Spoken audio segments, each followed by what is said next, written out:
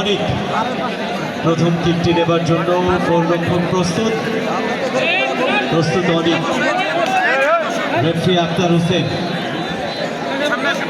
অনেক প্রথম কিক এবং গোল। স্যার, আপনি অবশ্যই একটি বিষয় লক্ষ্য করছেন, গোলরক্ষক নাহিদুল ইসলাম তার আইকিউটা কিন্তু চমৎকার ছিল, ডান দিকে ঝাঁপিয়েছিলেন এবং যিনি শুটটা নিয়েছিলেন অনেক, তিনি কিন্তু ডান দিকে মেরেছেন, হাতে লেগে এই মুহূর্তে সফল হয়েছেন অনেক, এবং ভাগ্য সহজ ছিল না ওই নাহিদুলের। প্রথম রাউন্ডের সর্বশেষ ম্যাচে তিনটি সেভ, 3টি বল ঠেকিয়ে দিয়েছিল। এবারে লিখন 7 নম্বর জার্সিধারী খেলোয়াড়। প্রথম কিক পেনাল্টি শুটআউট এবং গোল। 7 নম্বর জার্সিধারী খেলোয়াড়। খেলার ফলাফল 1-1। এই কথা যখন বলছি, ওই যে দুই খুদে খেলোয়াড়, বল নেই কিন্তু মাঠে কি আনন্দ, আহা কি আনন্দ। 2 নম্বর জার্সিধারী খেলোয়াড় যাচ্ছেন আস্তে আস্তে করে। শামীম রাজশাহী জেলা দলের অনেকটা ডেঞ্জারি সার্ভিস দিয়েছিলেন, মধ্য মাঠের এই প্লে মেকার বলা হতো এক সময়, অত্যন্ত চৌকস এবং তারকা ফুটবলার ছিলেন। সুঠাম দেহের অধিকারী শামীম। শ্বাসরুদ্ধকর অবস্থা। শামীম বলটাকে একটু ছুঁয়ে নেব।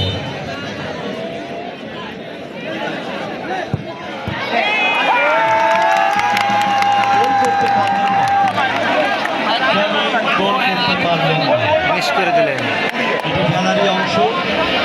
অনেক আন্তর্জাতিক টুর্নামেন্টে পেনাল্টিকে আমরা এইভাবেই দেখি, গোল করা যায় না। অনেক খ্যাতনামা খেলোয়াড় তারাও কিন্তু এইভাবেই পরাস্ত হন, এটি খেলারই অংশ। তবে ওই ভিআইপি গ্যালারি আজকে পয়সা ওসুল। কি চমৎকার দ্বিতীয় কি মমিনুল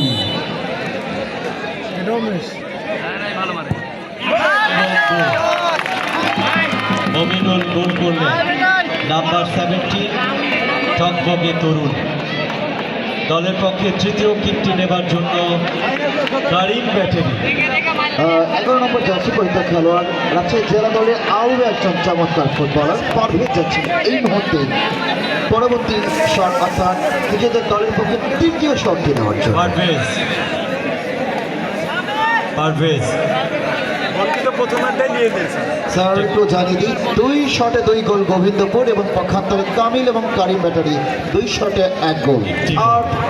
থার্ড শট, দ্বিতীয় শট নিতে প্রস্তুত পারভেজ, তার বিপক্ষে গোল বাড়ি 2 হাত হচ্ছে, জানা দিচ্ছেন রেডি।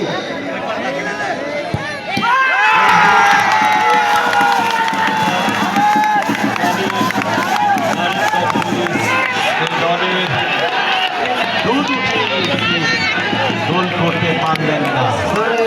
এর আগের ম্যাচে একটু আগে যে তথ্যটি আপনাকে দিলাম, যে প্রথম রাউন্ডের ম্যাচে নাহিদুল বাংলাদেশ অনূর্ধ্ব-17 জাতীয় দলের তারকা গোলকিপার।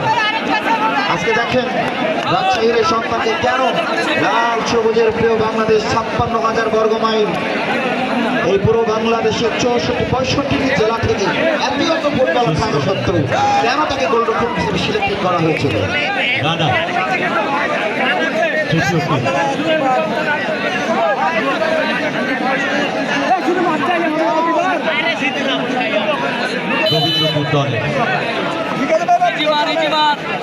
অত্যন্ত সুযোগ সন্ধানী আক্রমণ ভাগের তারকা ফুটবলার গড়া, তার বিপক্ষে আকাশ দোহাত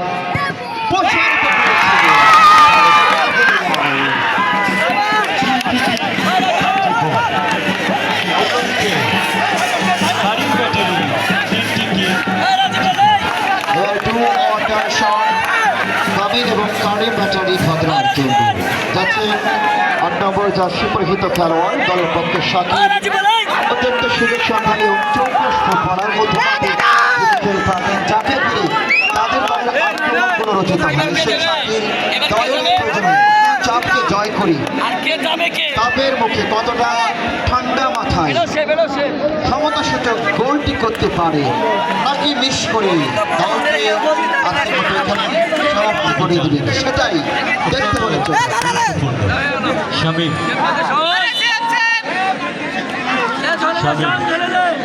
সবাই থমকে আছে।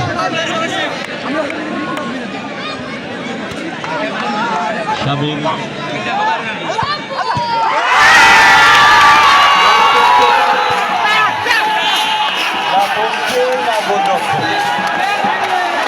ভেতরে ঢুকলো না কারিম ব্যাটারি, এই পথে চলা এবার এখানেই থেমে গেল। অভিনন্দন ঢাকা ডাইনামিক এবং গোবিন্দপুর দুই ফাইনালিস্ট 28তম টুর্নামেন্টের ফাইনালে মাঠে নামবেন। সম্মানিত উপস্থিতি, আমাদের ফাইনালিস্ট আমাদের মধ্যে আমরা নিশ্চিত হয়েছে। উৎসুক জনতা পরবর্তী খেলা দেখার জন্য